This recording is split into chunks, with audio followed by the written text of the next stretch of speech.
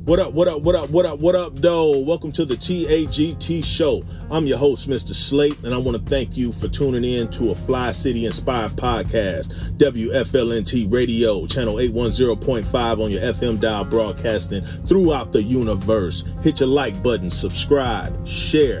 If you want to get in touch with me, hit me up, Mr. Slate 810@gmail.com. If you want to leave a voice message on anything that we discuss, or you have a topic you want to get on, leave a voicemail, 810-553-6592. That's 810-553-6592. Check us out on Facebook, IG, Twitter, The TAGT Show, of course. We're on all your major podcasting platforms: Apple, Speaker, Spotify, iHeartRadio, Google, Amazon, just to name a few. So tap in. Let's get into the show.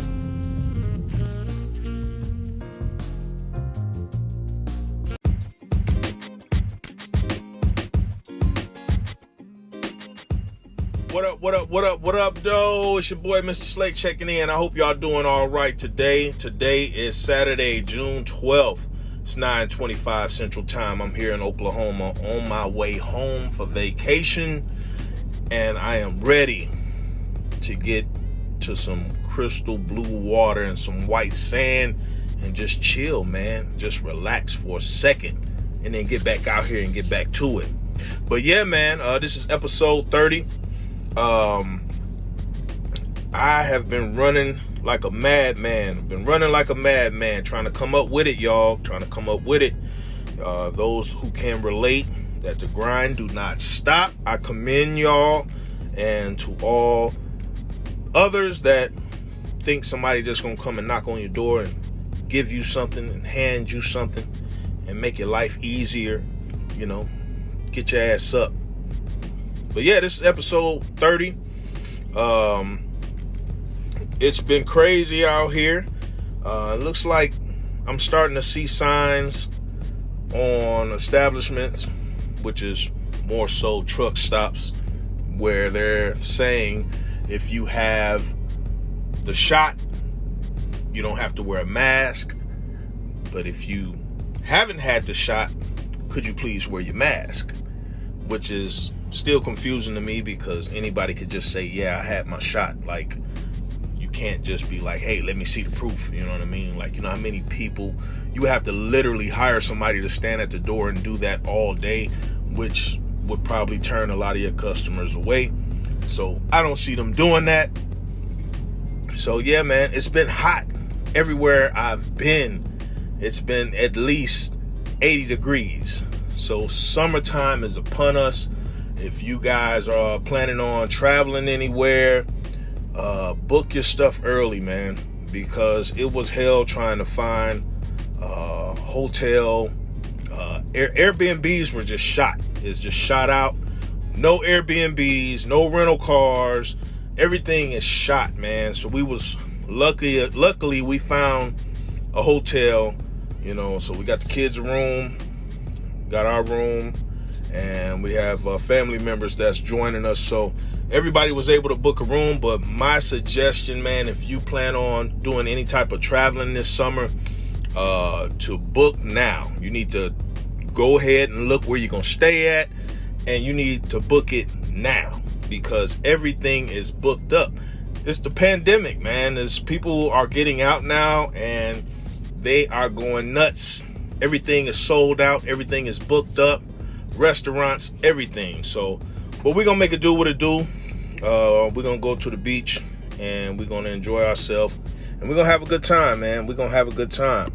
So yeah, man, don't forget to hit the likes, the stars, the whistles, the bells. Check us out.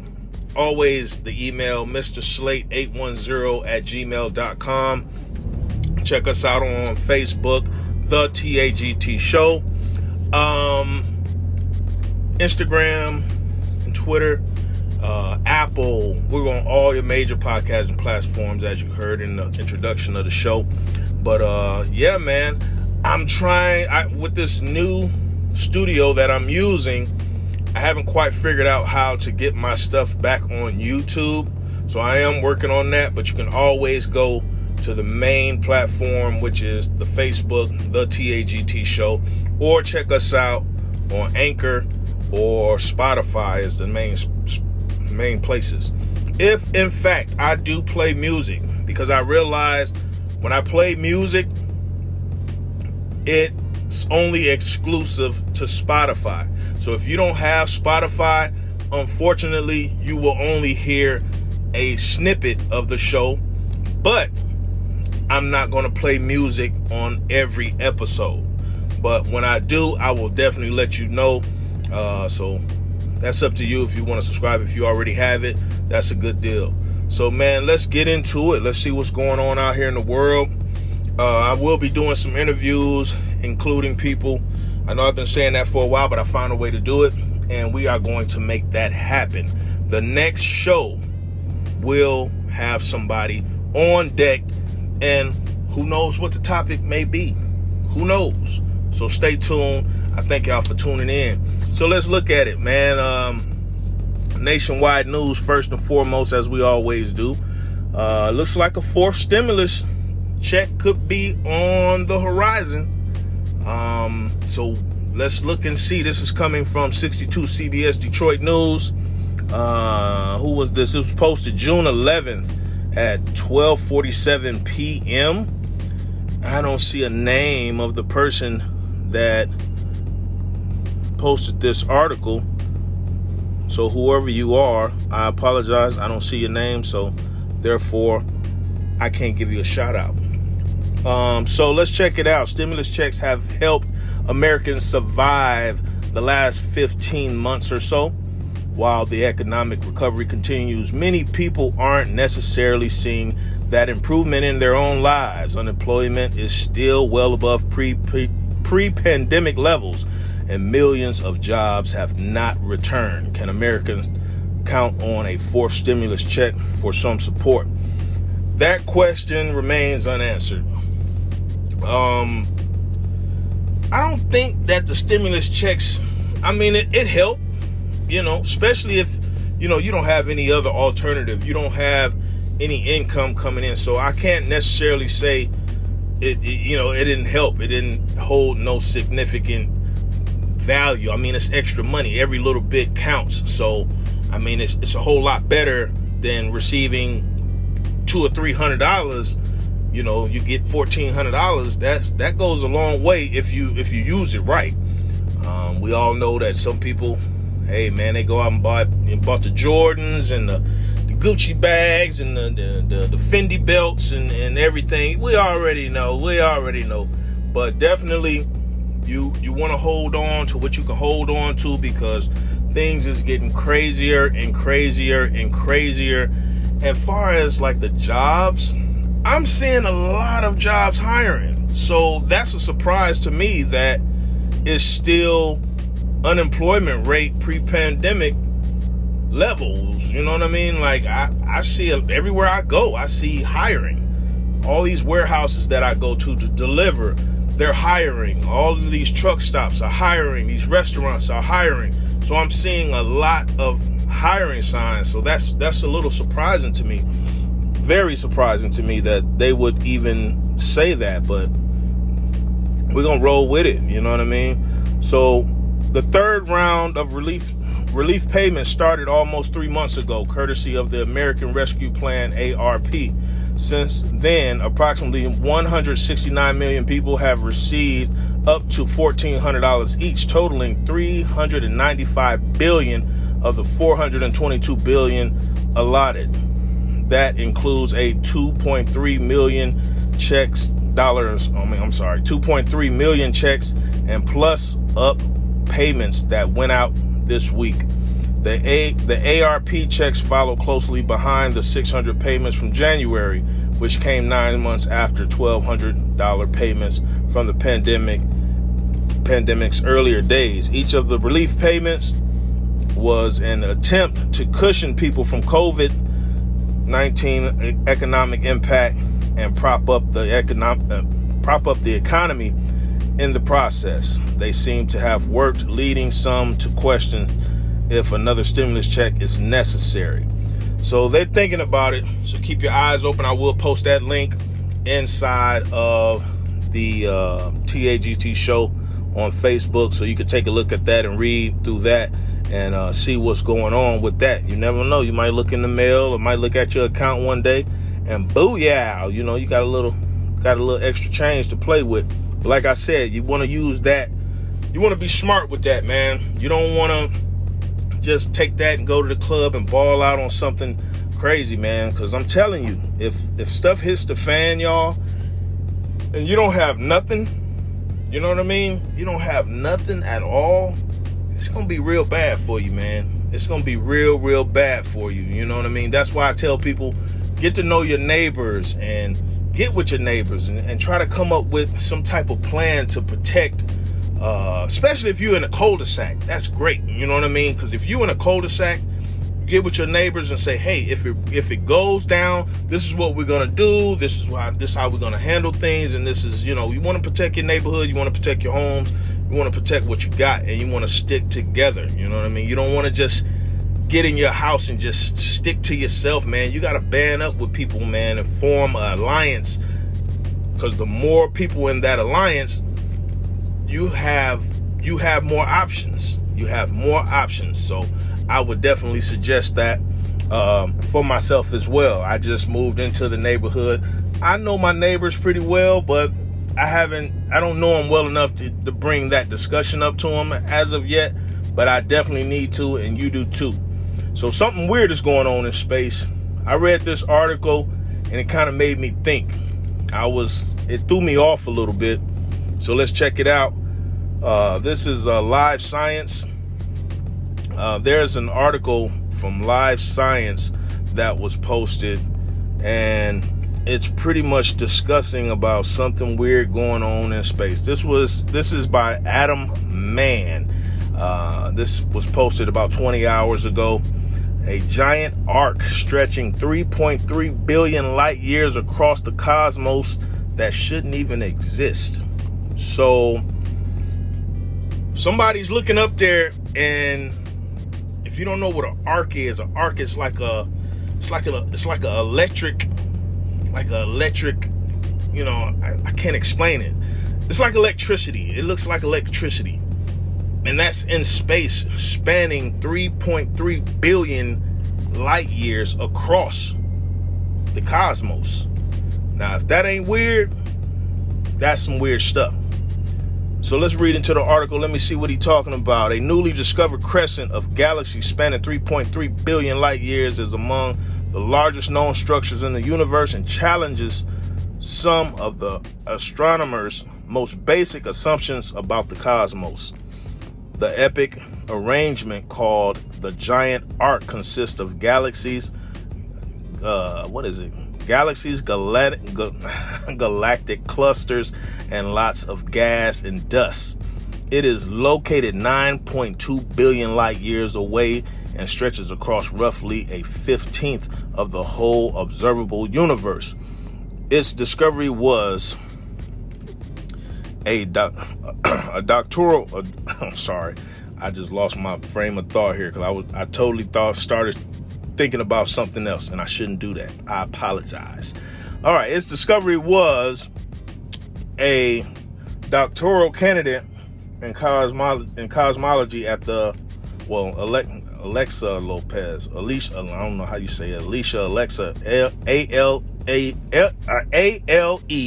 Alexia Lopez, a doctoral candidate in cosmology at the University of Central Lancashire, I guess it's UCLan in the UK, told Live Sciences. Yeah, I messed that all up, y'all. Let's try that again. We're going to rewind that. Let's start that over again. All right. Its discovery was stupendous. Alexa Lopez, I'm going to call her Alexa. Alexa Lopez, a doctoral candidate in cosmology at the University of Central Lancashire in the UK, told Live Science. Lopez was assembling maps of objects in the night sky using the light from about 120,000 quasars, distance bright cores of galaxies where supermassive black holes are consuming material and spewing out energy. As the light passes through the matter between us and the quasars, it is absorbed by different elements, leaving telltale traces that can give researchers important information. In particular, Lopez used marks left by magnesium to determine the distance to the intervening gas and dust, as well as the material's positioning in the night sky. In this way, the quasars act like spotlights in the dark room, illuminating this intervening matter, Lopez said. In the midst of the cosmic maps, a structure began to emerge. It was sort of a hint of a big arc, Lopez said. I remember going to Roger Clowes and saying, "Oh, look at this." Clowes, her doctoral advisor at UCLan, suggested further analysis to ensure that it was some chance alignment or a trick of the data. After doing two different statistical tests, the researchers determined that there was less than a 0.003% probability the giant arc wasn't real. They presented their results on June 7th at the 238th virtual meeting of an American astronomical astrology. So there's something weird going on up there. I mean, you really can't. I mean, you can't put no rules on the universe, in my opinion. Because nobody really knows. We know what we know, but it could just throw us for a loop. It could throw things for a loop. But to me, that's concerning, man, because it's like I always watch, stuff on like the universe, and like our galaxy is just moving through the universe. Who knows what, we running across or coming to? You got black holes, you got all kind of stuff. They say the sun is starting to act crazy and act in a different way. So, it's just a little weird, and that's a little concerning to me that they're finding this stuff out there, and it's something we've never seen before. So it's like, how is that going to affect us? You know what I mean?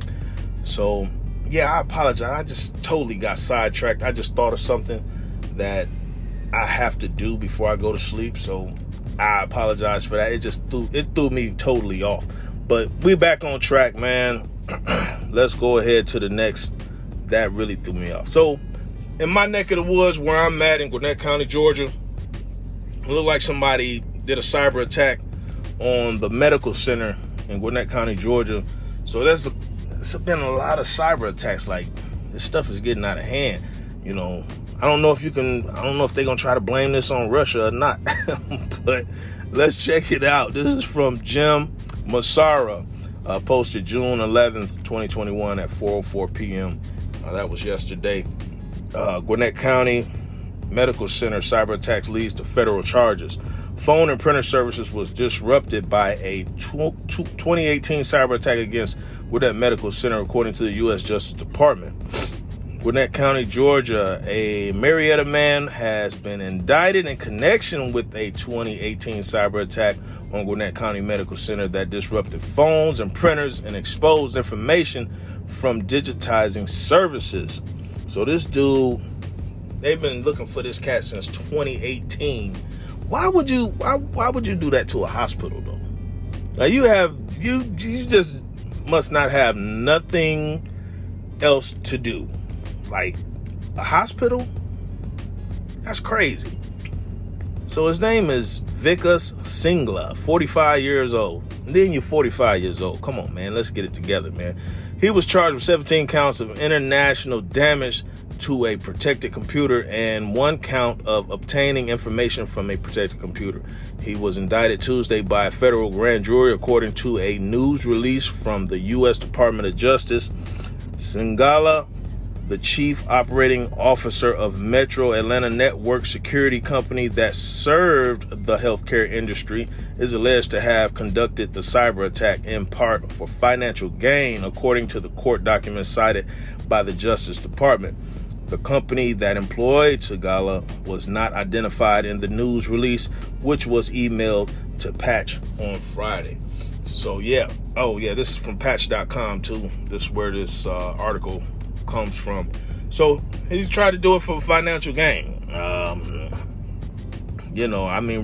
Reading through the article, it still doesn't make sense to me. So you can check it out yourself and see why.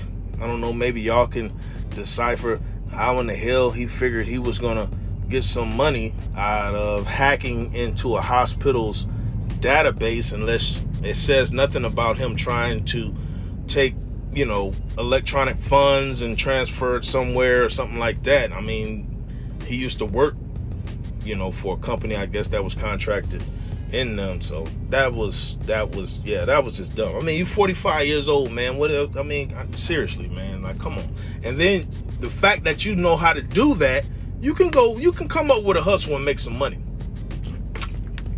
Don't tell me that you can't come up with nothing else to do to turn some coins, man, when you that smart. I don't know. It just doesn't pan out to me.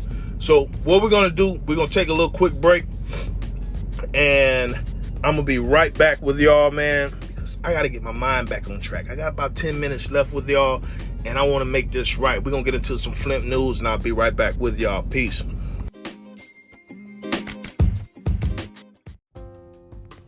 What up, though? It's your boy, Mr. Slay, here checking in with y'all. Check this out. Are you an owner-operator? Do you have a fleet? Check out my people over at Nail Trucking LLC. They're looking for good, hard-working owner-operators or fleet owners. They provide customized packages for nationwide, over-the-road dispatch services to keep your wheels rolling. You have a truck? They got the loads. Flatbeds, dry vans, reefers, tankers. It doesn't matter. Check them out. No forced dispatch. They got lanes customized to your preference. Great rates per loads. Dedicated lane as an option. 24/7 availability. So if you're on the road and it's in the middle of the night, if you're a night rider like me and you need to talk to somebody about your loads or looking for a load, get with my people at Nail Trucking LLC. Contact Randy at 240-640-1346. That's Randy at 240-640-1346. Or shoot him an email, info@nailtrucking.com. That's info@nailtrucking.com. Just in case you don't know how to spell, that's INFO @nailtrucking.com. Give them a holler. Peace.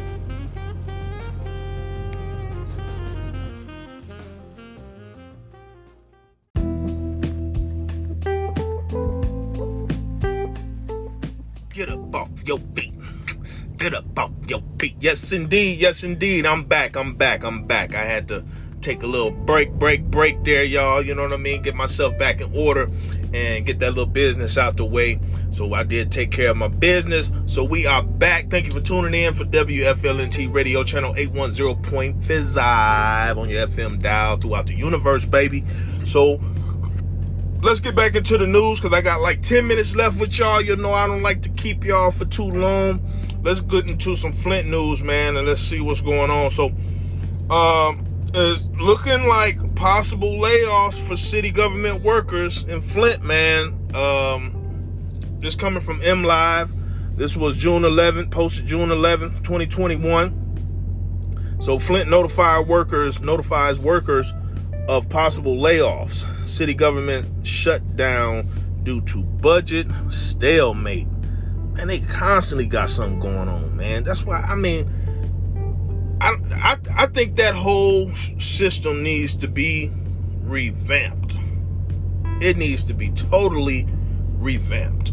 Man, I tell you, man, they hit me about my daughter saying that I need to provide health care for my daughter, or they were going to suspend my license and garnish. My daughter don't live in Michigan, and my daughter is well taken care of.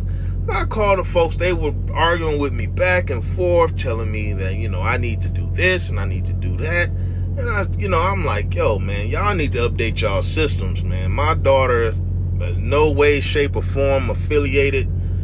She was born in Flint, Michigan, and she left Flint, Michigan when she was like not even 1 year old. 1 year old. She wasn't even a year old. So it was just crazy that they still had her in the system and had me in the system as if her mother is on assistance or something or another. And I'm like, no, man, the kids are straight. Everybody's straight. Nobody needs none of that. No. But it just threw me off. And she said something about the systems. We got to update the system. Like, are you serious? My daughter is 16 years old, man. Like, wow.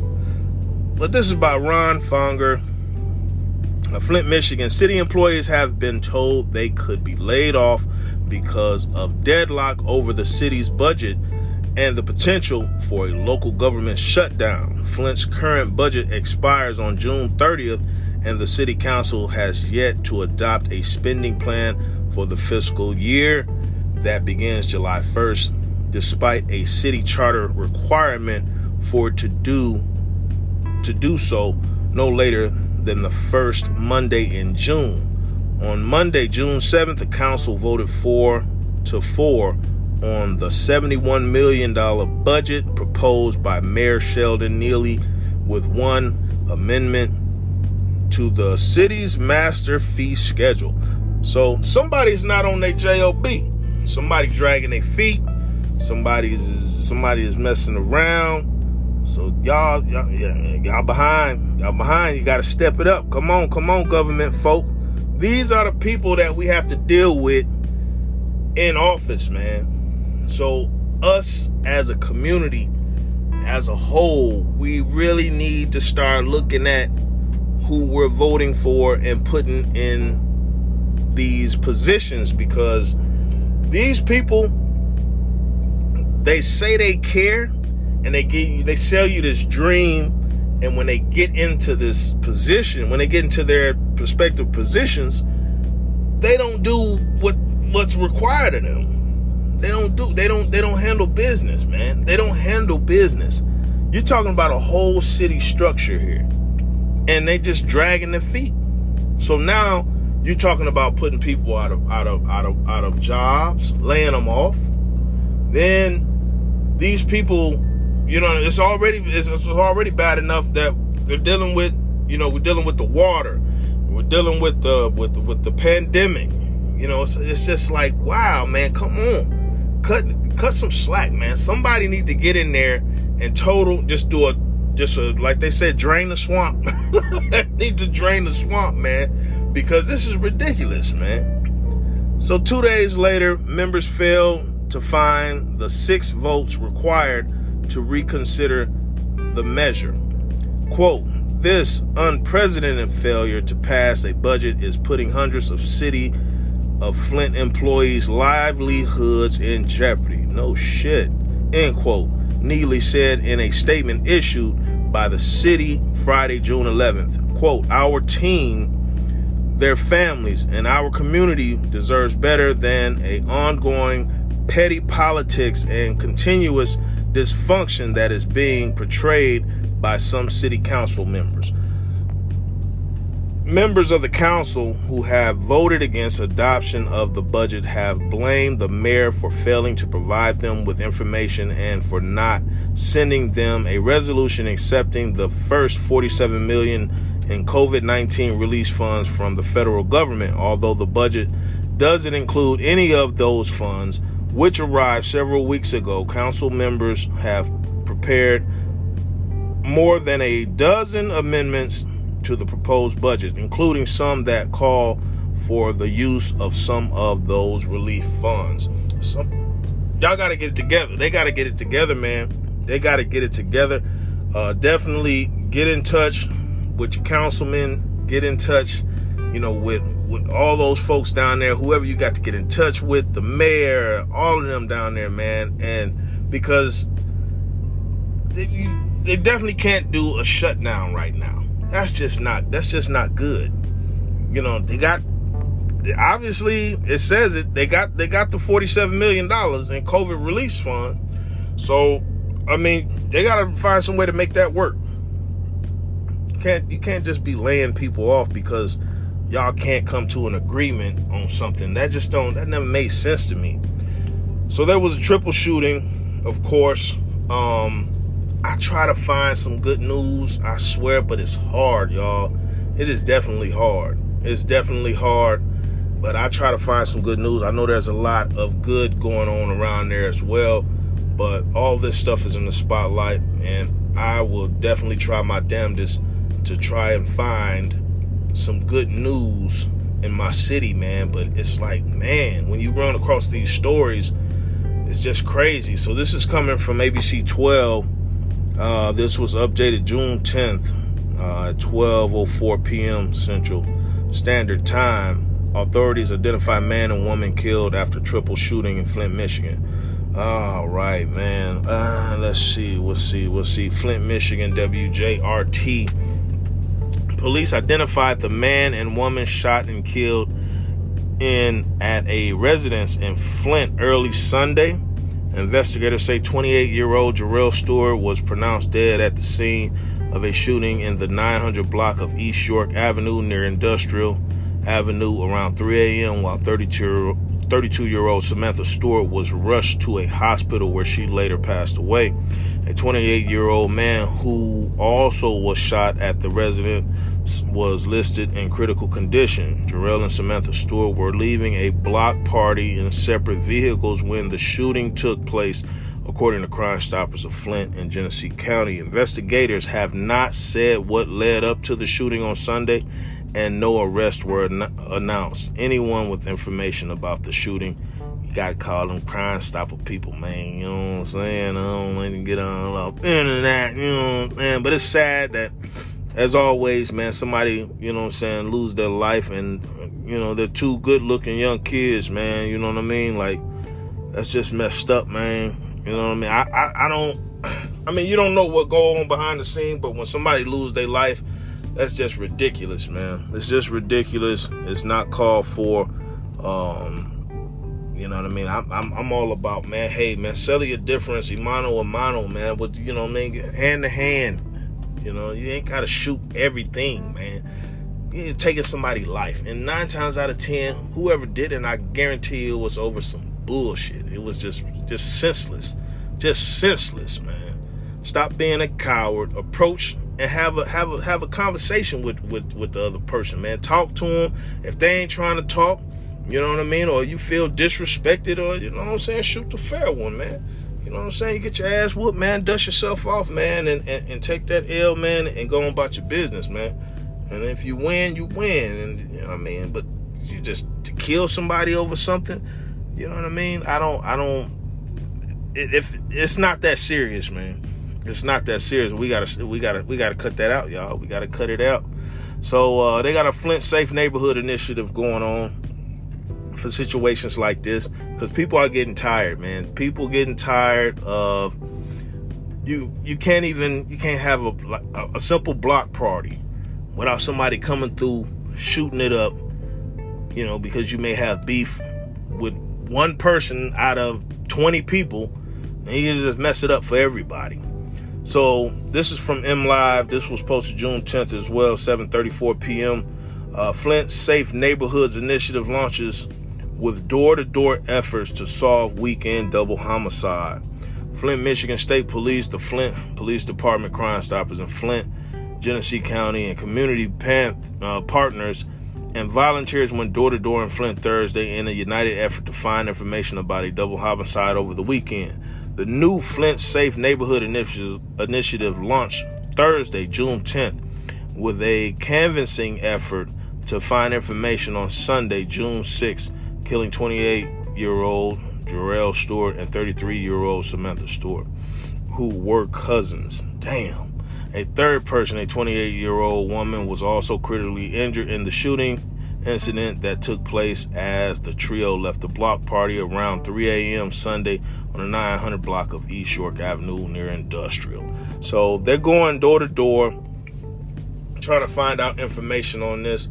And, you know, nobody wants to be labeled as a snitch, man. Nobody wants that jacket on. So, I mean, I hope at some point, you know, this is solved, and somebody come forward. but that's just how it is in our community. Nobody want to wear that jacket because that jacket come with a lot of heat, man. That's a hot jacket to have on, man. You don't want to be labeled as that, so it's gonna be kind of hard for somebody to come forward, and because they got history of, you know, people find out, you know what I mean? People find out, but you know, they got to do their job, man. They don't have enough police officers out there. They don't have enough detectives out there. You know what I mean? They got police officers wearing 2 or 3 different hats. You know what I mean? So it's the city is just needs to be total revamp, man. It needs to be total revamp and drain, like they say, like my man say, drain the swamp off in that motherfucker, man, because it's all messed up. But yeah, y'all, I thank y'all for tuning in. I'm not gonna hold y'all too much longer.